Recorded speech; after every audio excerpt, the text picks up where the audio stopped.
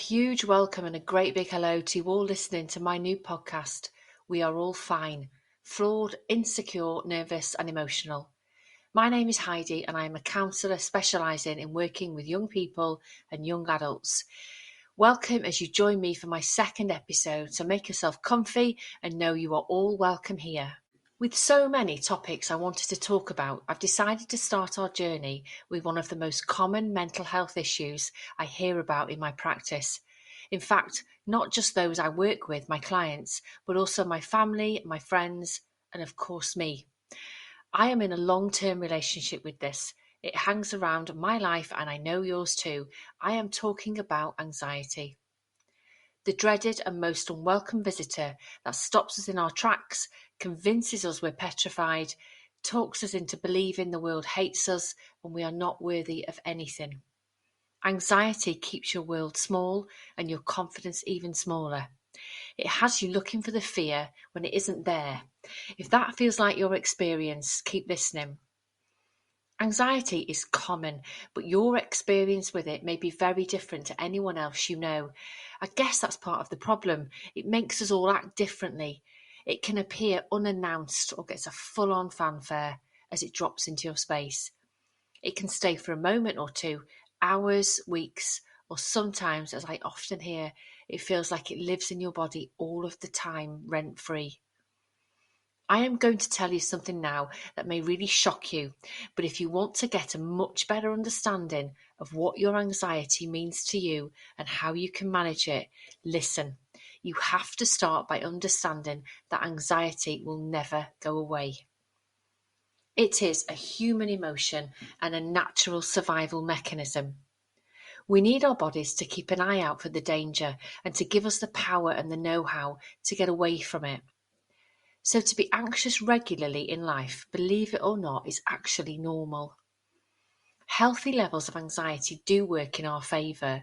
It will motivate us to get out of the way of danger, moving car for example, or pass that exam you have been preparing so hard for, and the driving test you so desperately want to get, and to get your freedom, to get you out and about.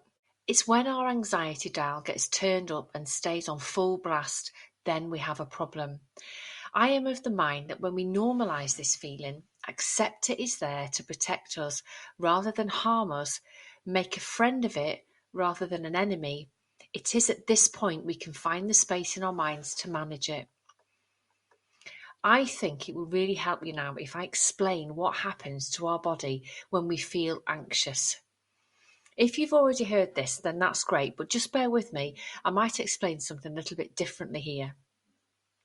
It all starts with the brain. I describe this as the panic button in charge of the fear. When you see or feel the fear, the panic button will go down. The thumb that hovers over the panic button will just bang, and that panic button goes down and the adrenaline is released and the red blood cells literally fly all around the body, sending signals to you to get the hell out of there. This will feel differently for you all, but usually when this happens, we get sensations and feelings throughout the body. Think about butterflies in your tummy. Your heart will be pounding out of your chest. Breathlessness, feelings of nausea, dizziness, panic, feeling trapped, restless, agitated, fidgety. Your eyesight might feel a little bit funny, or your legs might feel like they've gone to jelly. These are all normal and your body's response to the panic button going down. Once the thumb lets go of the button, your body will regulate, and that means calming down, the fear will leave you, the worry will go. That is a normal cycle of anxiety. It's when the panic button is down regularly or the thumb somehow forgets to release the button is when you're going to feel constantly at threat and scared.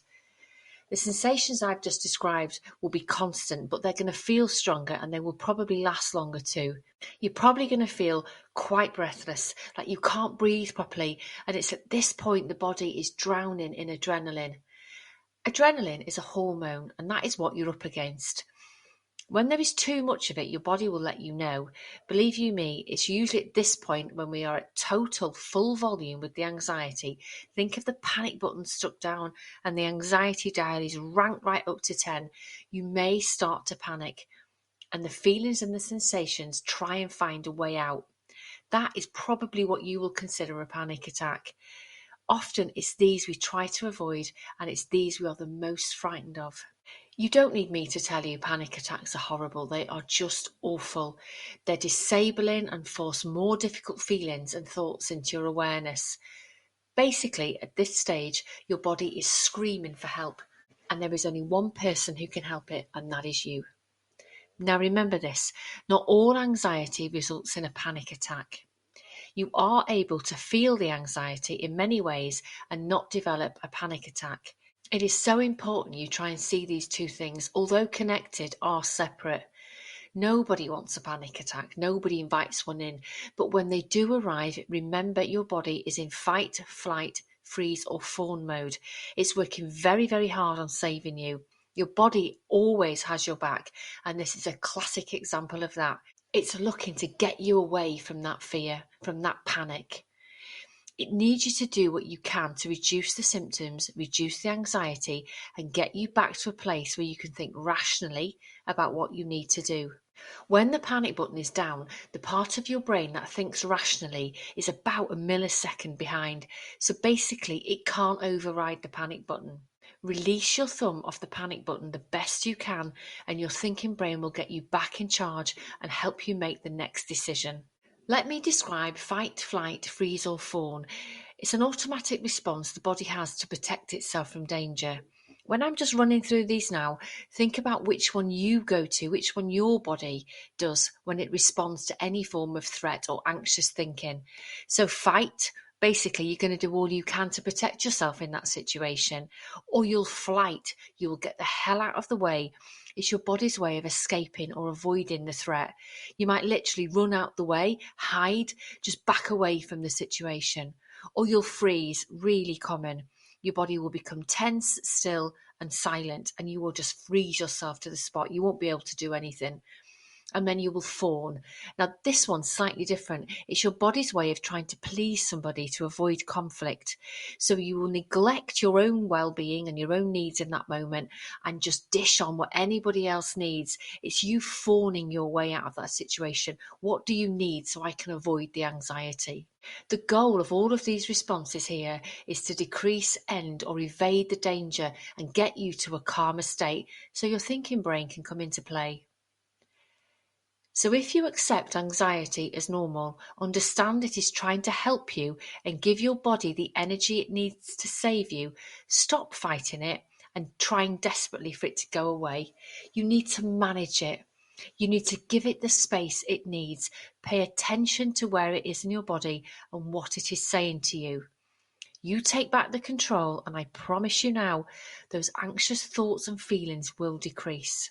I've been a counsellor now for nearly 25 years, and I've not reinvented the wheel, but I've got some techniques that I'm going to talk to you about now to see which one of those might help you. Not all of them will work. Some may sometimes, and some may all of the time. Only practice will tell you this, so it's so important now to practice what I'm going to be sharing with you. It's like anything else you've got in life. If you want to take the time and effort to work at something, whether that's going to the gym, revising, building your confidence, getting better at a sport, you have to practice and practice. I just want to say at this point in the podcast, a little bit of encouragement really. Always, always remember this anxiety that you are going to be feeling is just one part of you. It is not the whole of you. You are worth way more than just this feeling. There is more about you than this natural human emotion to fear. So seeing it as a part of you, not all of you, is a really big part of accepting that anxiety is normal and real and won't go away. It won't come as a surprise for you to learn the fastest, most effective way of reducing and calming down the central nervous system when you're feeling and thinking anxious is to anchor the breath. When the breath is all over the place and you are not controlling the inhales and the exhales, guess what? The anxiety is all over the place too, and it'll probably be crawling all over your body. Before you do nothing else, take in a big inhale and a slow exhale. Now, the key here is the slow exhale. This has to be slower and longer than the inhale is where the magic happens. It's the exhale that sends a signal to the brain to calm down that central nervous system and literally take a breath to release the thumb off the panic button and for the thinking to get a look in. It is when the thinking brain is in control, the anxiety stands no chance and really does have to back off. So, with me, let me show you right now the calming sensation you can invite in when you control your breath. You're going to breathe in through your nose for a count of 4, and then you're going to breathe out of your mouth for a count of 7. That'll be 4 up and 7 out. Remember the number 47 because that helps me and my clients for when we need to get to the breath quickly when the anxiety and the panic start to rise. So let me do it with you now. So we're going to breathe in together through the nose for 4. And we're going to exhale out of our mouths for 7.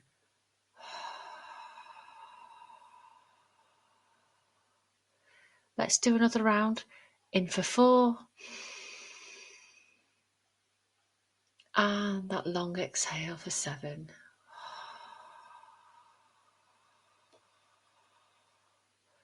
Just check in now with your body, feeling even 1 or 2% less anxious here, and you have won. You have got back control. Repeat, repeat, repeat until you have enough headspace to manage the anxiety and get your thinking brain back in the driver's seat. Anxiety comes from fear. Your body is scared and your thoughts are too. But your fear does not have to be real. It can actually be perceived. It can be imagined. If you are an overthinker, just like me, your thoughts will be firing at you right now, and I promise you this, most of them will not be real. I'm going to be recording a podcast soon about how we can understand and manage overthinking, worry, and catastrophizing.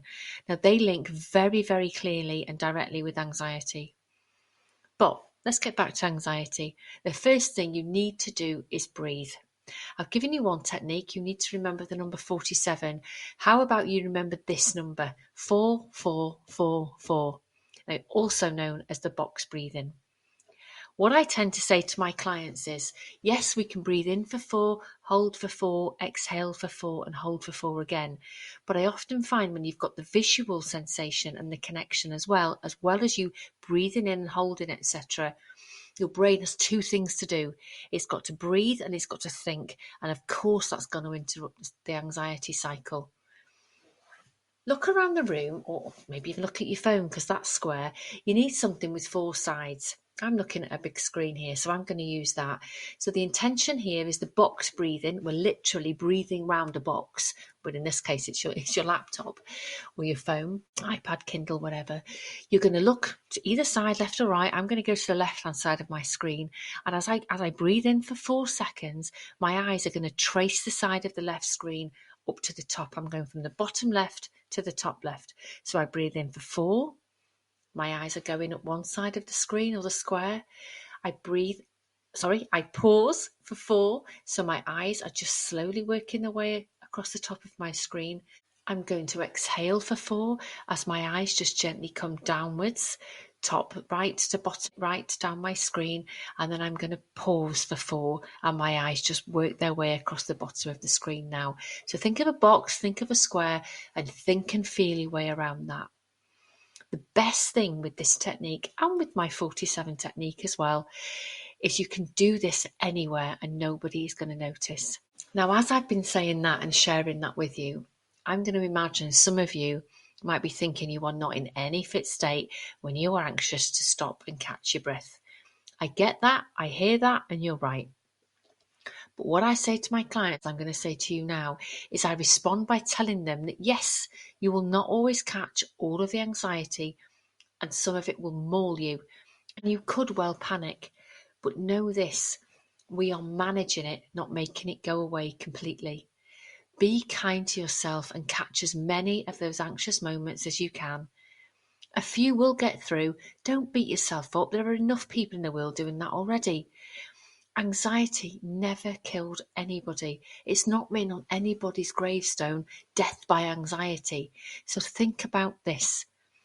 If you've had anxiety and it has felt beyond awful, and I bet it has, you're still here. You survived the attack and you will again. You are stronger and tougher than you think you are. Anxiety always blows through. I really want you to leave this podcast realizing that for the times you can't get your breath back, it will blow through. It will move on and it will leave your body eventually. Like a firework going up, it gives you a huge bang, loads of noise, a lot of reaction, but it always fizzles out. I am trying to give you the control you need to shorten that sequence. When you do get a break in the clouds, when it is on the way out, then you get your breath back and then you give yourself a massive hug for getting through yet another anxious episode. I've got 3 techniques. I've probably nicked them along the way in my career and added to them as well, but I've called them things. The first one is called Name It to Tame It. By giving your anxiety a name, not only are you forging a relationship with it, and don't forget it's never going to leave you, so let's make a friend of it, not an enemy, you are in a much better position to have a dialogue with it.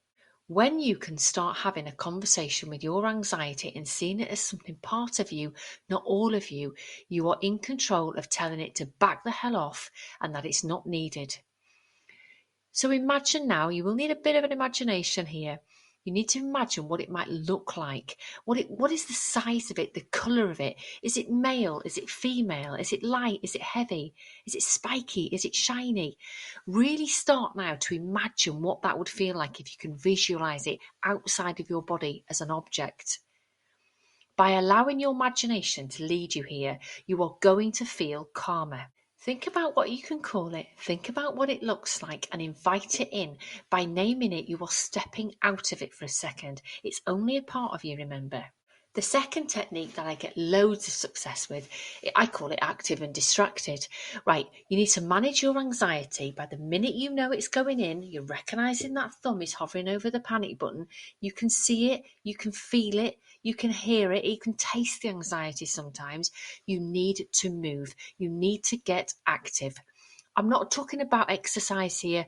My goodness, that will help. You don't need to go on a 5K. You just simply need to move. So, for example, you move your bum on the bus seat, you move yourself around the supermarket aisles, you get out of the classroom, you leave the lecture theatre and you get out your bedroom. You actively take yourself away and your body will start to move. Even by doing that, you have given your body and given your anxiety something else to do. You're moving. Your body then has to go, hang on a minute. I need some of this energy to get myself moving and active. Once you are active, get yourself distracted. I think this is quite a fun part, actually. You can distract yourself any way you want. I often encourage clients to create almost like little toolkits for themselves. So things, for example, I like to do when I distract myself, I go through my phone, I'll go and have a look at pictures of my cats or something like that, pictures of the kids, holidays. I always need a glass of water. So I tend to walk around and get myself a brew or a glass of water or something like that. I might just go and stand outside and sniff the fresh air and hear a bird or look out to sea, or I might flip through my phone and think, I've not messaged my friend. Think about those things. Get yourself a little toolkit about all the things that you know distract you. The brilliant thing about active and distracted is nobody will know, and trust me on this, nobody will know what you are doing. So if you're in a classroom or anything like that and your teacher's not too grizzly or your lecturer's not too growly, just move about, drop your pencil on the floor, pick it up, roll up your sleeves, change chairs, walk to the window, walk to the door, just do anything you need to do. No one's going to be looking at you. I know you're going to think they are. That might be one of your anxious thoughts.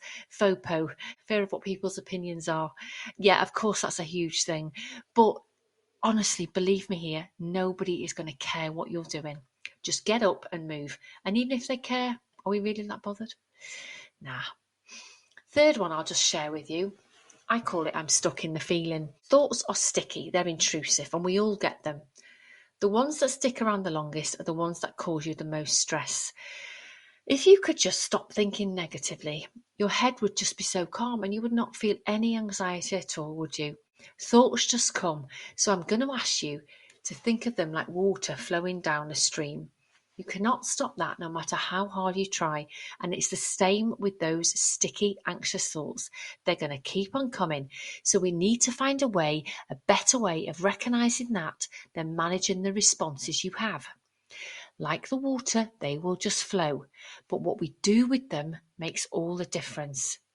Even knowing that gives you some power here and gives you some control. Remember, anxiety is never going anywhere completely, but if we accept it's part of what we do, it's our reaction to fear, we are going to be in a much, much better position to manage it. If there's any part of this podcast I want you to pause and re-listen to and go over and over again, it's this bit. So get ready for the pause button. Thoughts are not always facts. Pause. Thoughts are not always facts.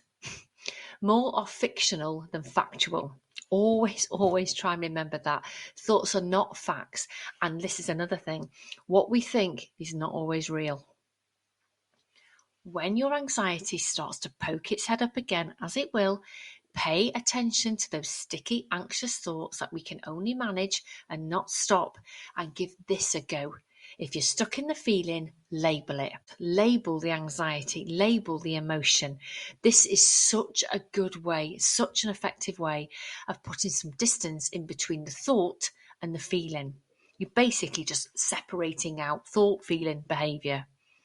If you think negatively, guess what? You feel it. It's impossible to think positively and feel negatively. Bit of a tongue twister. You are what you think and you feel what you think.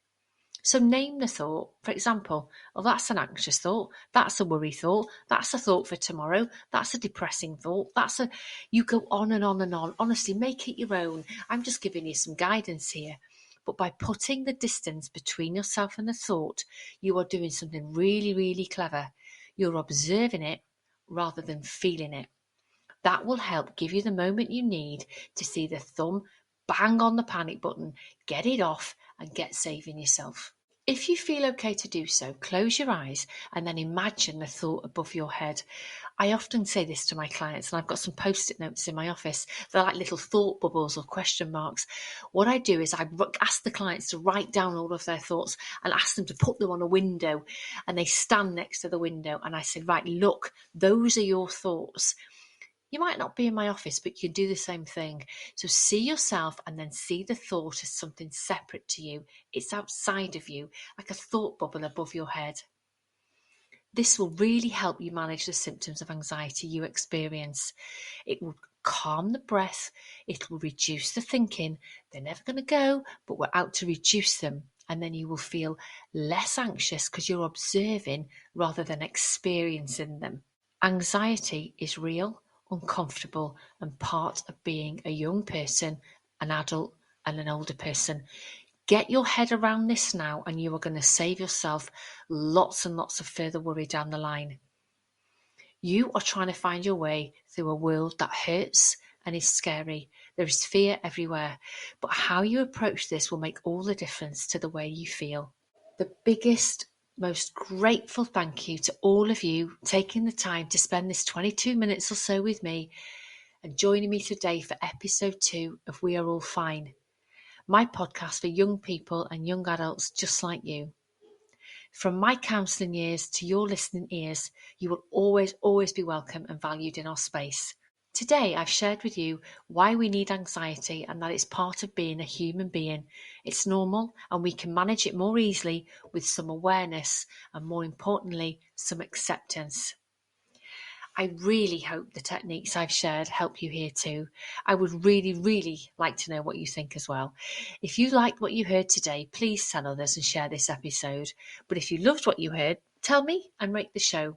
Subscribing to my podcast is easy, as is finding We Are All Fine on all the usual social media platforms, including TikTok, Instagram, and Facebook. Please come along and join me next week as we chat about what we can do when our mood is low and we can't see past it. We are all flawed, insecure, nervous, and emotional, but always remember, be yourself. You are no one else. Until next time, you take care.